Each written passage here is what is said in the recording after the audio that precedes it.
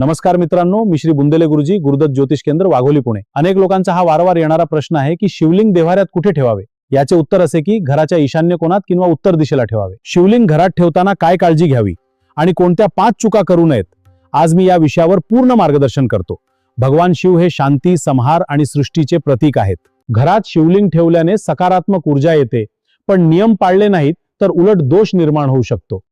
शिवलिंग देव्हाऱ्यात कुठे ठेवावे, वास्तू नियम सांगतो. सर्वोत्तम दिशा घराच्या ईशान्य कोणात किंवा उत्तर दिशेला.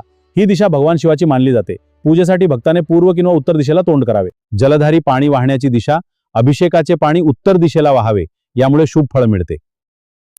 उंच व्यासपीठ, शिवलिंग कधी थेट जमिनीवर ठेवू नका. स्वच्छ लाकडी, दगडी किंवा पिठली चौरंग पीठावर ठेवा. शिवलिंग घरात अंगठ्याच्या आकारापेक्षा मोठे नसावे. नर्मदेश्वर, स्फटिक, पारद किंवा पिठळी शिवलिंग उत्तम. छोटा नंदी समोर ठेवू शकता, पण गर्दी करू नका.